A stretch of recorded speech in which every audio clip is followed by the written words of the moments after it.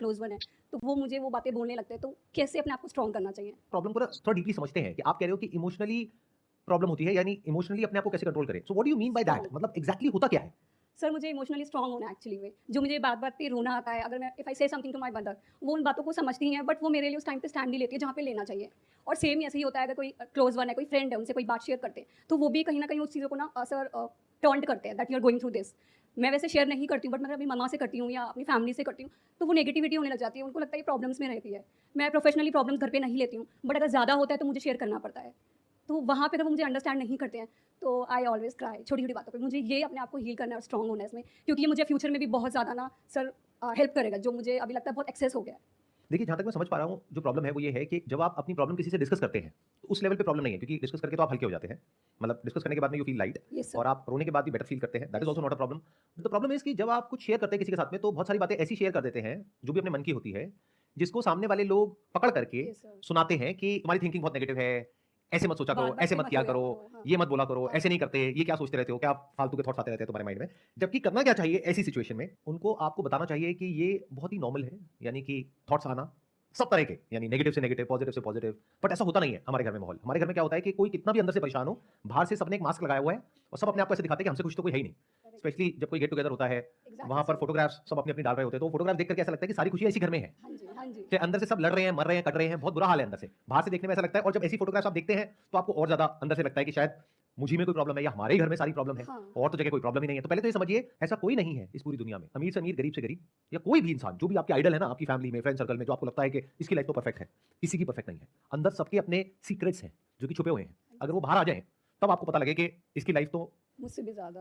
मुझसे भी ज़्यादा बेकार है, या मेरे जितनी ही बेकार है। बिल्कुल भी, हाँ। ज़्यादा हम नहीं कह सकते, क्योंकि कुछ चीज़ों में ज़्यादा बेकार होगी, कुछ चीज़ों ज़्यादा। मुझसे भी ज़्यादा बेकार है, या मेरे जितनी ही बेकार है। बिल्कुल भी, हाँ। ज़्यादा हम नहीं कह सकते, क्योंकि कुछ चीज़ों में ज़्यादा बेकार होगी, कुछ चीज़ों में अच्छी होगी। बिल्कुल सर। तो बट इस तरीके से कह सकते हैं कि इसकी लाइफ भी बेकार भी है, अच्छी भी है, जैसे कि मेरी लाइफ बेकार भी है, अच्छी भी है।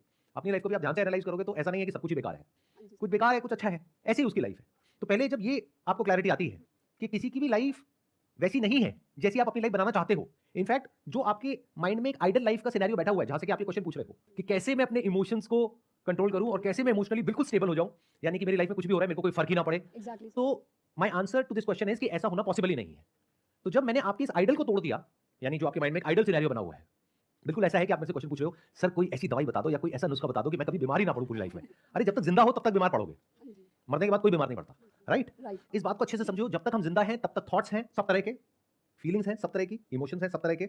ये जो अंडरस्टैंडिंग है ना, ये जो बात मैं आपसे कर रहा हूं, अगर इस बात को ध्यान से समझ लोगे, तो यही सॉल्यूशन है, और कोई सॉल्यूशन नहीं है। बाकी लोग क्या करेंगे, आ करके आपने उनसे क्वेश्चन पूछा, वो इतना नहीं बोलेंगे जितना मैं बोल रहा हूं, यानी इतनी मेहनत नहीं करेंगे। वो क्या कहेंगे, अच्छा आपको इमोशनली स्टेबल होना है, कोई बात नहीं, हम आपको तरीका बताते हैं। आपके आसपास में कहीं पर भी कुछ भी हो रहा है, अपने मन को शांत रखिए। सो वो क्या बकवास बात है। मतलब आप समझ रहे हो क्या कर रहे हैं वो लोग? वो आपके माइंड में जो पहले ही एक कॉम्प्लिकेशन है, उसको और कॉम्प्लिकेटेड कर रहे हैं, क्योंकि उस गैप को और बढ़ा रहे हैं। एक है रियलिटी, यानी कि जैसी एक्चुअल में लाइफ होती है, एक है आपके माइंड में जैसी लाइफ होनी चाहिए। तो लोग क्या करते हैं, जो बारीकी से लाइफ को नहीं समझते हैं या रियलिटी के बेस पे बात नहीं करते हैं, वो इस गैप को और बढ़ा देते हैं। ध्यान से समझो मेरी इस बात को, कि ये जो एक परफेक्ट लाइफ की इमेजिनेशन है आपके माइंड में, इसको तोड़ दो सबसे पहले तो। पहले रियलिटी को एज इट इज देख लो। वो क्या है कि ये प्रॉब्लम कभी भी सॉल्व नहीं होने वाली, नंबर वन। तो हमने क्या किया, इमेजिनेशन से हटके रियलिटी पे आ गए। बिल्कुल। तो अब क्या करें, कुछ मन में है और आप बात कर रहे हो, तो वहां पे दो तरह की बातें हैं। एक है जो कि ऐसी है जो आपको अंदर से पता है कि अगर आज मैंने बात बताई तो पूरी लाइफ के लिए हो सकता है मैं प्रॉब्लम में आ जाऊं, यानी कि ये बात बाहर नहीं जानी चाहिए। तो उन बातों को आप लिख सकते हो, और पेपर पे लिख करके उस पेपर को फाड़ के फेंक दो। सर आई हर ट्राइड बात दिस। बोलने की नहीं होती है। इस गलतफहमी से बाहर आ जाओ। मतलब हमें ये लगता है कि जो भी हमारे मन में आ रहा है वो बोलना चाहिए। ऐसा नहीं है, क्योंकि आप तो बोल दोगे, लेकिन प्रेशर सामने वाले पे क्रिएट हो जाएगा। इनफैक्ट अगर एक्चुअल में आप सामने वाले से प्यार करते हो, तो बहुत सारी बातें नहीं बोलनी होती है, क्योंकि आप तो बोल करके अपना मन हल्का कर लोगे। बट आपकी जो मदर है, उनके माइंड में एक हैवीनेस आ जाएगी कि मेरी बेटी के साथ में पता नहीं क्या हो रहा है, और फिर वो रिएक्ट करने लग जाएंगी, और अब आपको उस रिएक्शन से प्रॉब्लम है। अरे तो बोलो ही मत ऐसी बातें।